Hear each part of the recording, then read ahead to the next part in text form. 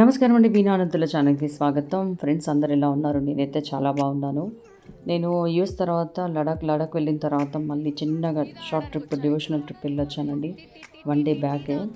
ఈ 22nd రోజు just మా ఫ్రెండ్సే అన్నారు, మోపిదేవి టెంపుల్కి వెళ్దాము, చాలా బాగుంటుంది, అక్కడ నిద్ర చేస్తే మంచిదంటే. సో ప్లాన్ చేశారు వాళ్ళే.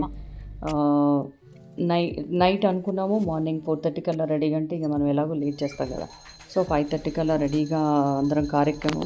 5:30 స్టార్ట్ అయితే కోటప్పకొండ కూడా వెళ్దాం అక్కడ నుంచి, ఇంకా అక్కడ దాకా వెళ్తున్నాం కదా అంటే కోటప్పకొండ వెళ్ళే వరకు మాకు 10:30 అయింది. దక్షిణామూర్తి అక్కడ చాలా పవర్ఫుల్, సోమవారం అభిషేకం చేసుకుంటే చాలా బాగుంటుందని చెప్తే ఇంకా అక్కడ అభిషేకం చేసుకున్నాము. ఆ అభిషేకం కూడా ఎంత బాగా చేశారండి దక్షిణామూర్తి టెంపుల్లో, చాలా బాగుంది. అక్కడ అభిషేకం చేసుకొని అక్కడి నుంచి కొంచెం ఇక అమరావతికి అట్లా వెళ్దామని చెప్పారు. సో మధ్యలో లంచ్ టైం అయింది, మధ్యలో అక్కడ హోటల్లో లంచ్ చేసేసి అమరావతికి బయలుదేరాము. ఇవన్నీ నేను చిన్నప్పుడు వెళ్ళిన గుళ్ళు. సో ఆ దేవుడు అంటే కోటప్పకొండ కూడా వెళ్ళాను నేను, మోపిదేవి వెళ్ళలే కానీ కోటప్పకొండ, అమరావతి వెళ్ళాను. సో ఇవన్నీ చిన్నప్పుడు వెళ్ళిన గుళ్ళు. నేను మళ్ళీ దేవుడే నన్ను రప్పించుకున్నాడు అనుకున్నాను. చాలా బాగుంది దర్శనాలు మాత్రం. సో అక్కడ అయిపోయిన తర్వాత అమరావతికి వచ్చాం. అమరావతి దగ్గర దర్శనం చేసుకొని అమరలింగేశ్వర స్వామిని దర్శనం చేసుకొని కృష్ణానది దగ్గర రీల్స్ చేసుకున్నాం. అక్కడ బుద్ధుని స్టాచ్యూ ఉంది, ఆ స్టాచ్యూ దగ్గర కొన్ని ఫోటోలు దిగాం, చాలా బాగుంది. అక్కడ నుంచి విజయవాడలో మా ఫ్రెండ్ ఉంటుంది. సో మా ఫ్రెండ్ వాళ్ళ ఇంట్లో డిన్నర్ చేసి, ఫ్రెండ్ వాళ్ళ చెల్లె కూడా వస్తానని చెప్తే ఇంకా ఆ ఫ్రెండ్ వాళ్ళ చెల్లె కూడా పిక్ చేసుకొని మోపిదేవి టెంపుల్కి వెళ్ళాము. విజయవాడ నుంచి 2.5 hours అన్నారు, కానీ మాకు కార్లో 1.5 hour పట్టింది. సో 1.5 hourలో మోపిదేవికి అక్కడికి చేరుకున్నాము.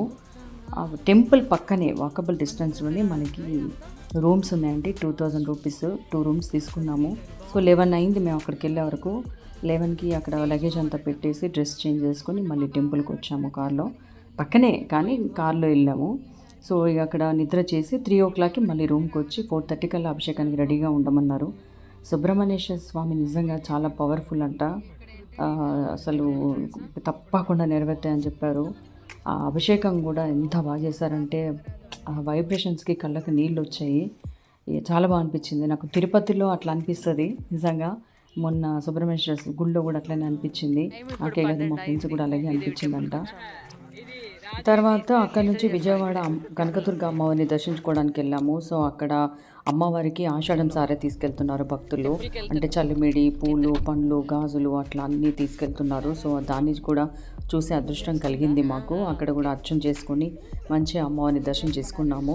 తర్వాత అక్కడే మధ్యాహ్నం భోజనం కూడా అక్కడే చేసామంటే గుళ్ళోనే. చాలా బాగుంది, చాలా టేస్టీగా ఉంది. ఇంకా తర్వాత అక్కడ నుంచి మంగళగిరి వచ్చాము. మంగళగిరిలో పానకాల స్వామి, లక్ష్మీ నరసింహస్వామి ఉంటారు కదా. సో ఆ స్వామిలను దర్శనం చేసుకొని అక్కడ కూడా అర్చనలు చేయించి అక్కడ నుంచి మంగళగిరిలో కొంచెం షాపింగ్ చేసాము. తర్వాత మా ఫ్రెండ్ వాళ్ళ ఇల్లు ఉంటే దాన్ని కూడా చూసి వచ్చాము. ఇంకేముందంటే అక్కడ నుంచి మళ్ళీ విజయవాడకు వచ్చి మా ఫ్రెండ్ వాళ్ళ ఇంట్లో డిన్నర్ ప్యాక్ చేసుకొని కార్లో తిందామని, ఎందుకంటే అప్పటికే 9 అవుతుంది. సో ప్యాక్ చేసుకొని ఇంకా కార్లో కూర్చున్నాము. ఇంటికి వచ్చే వరకు ఆల్మోస్ట్ 11:30 అట్లా అయినట్టున్నది. సో అదండి మా డివోషనల్ ట్రిప్. మీ అందరికి కూడా నచ్చింది అనుకుంటాను. సో మీకు కూడా ఎవరైనా వెళ్ళాలనుకుంటే మోపిదేవి టెంపుల్కి ఖచ్చితంగా వెళ్ళండి.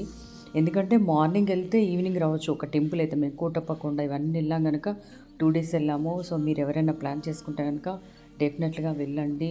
స్వామి దీవెనలు తీసుకోండి, మీ కోరికలు అన్నీ నెరవేరుతాయి. ఓకేనా? సో ఫ్రెండ్స్, ఈ వీడియో మీకు కూడా నచ్చింది కానీ నచ్చితే నా ఛానల్ సబ్స్క్రైబ్ చేయండి, లైక్ చేయండి, షేర్ చేయండి. మరొక వీడియోతో మళ్ళీ కలుద్దాం. Thank you for watching.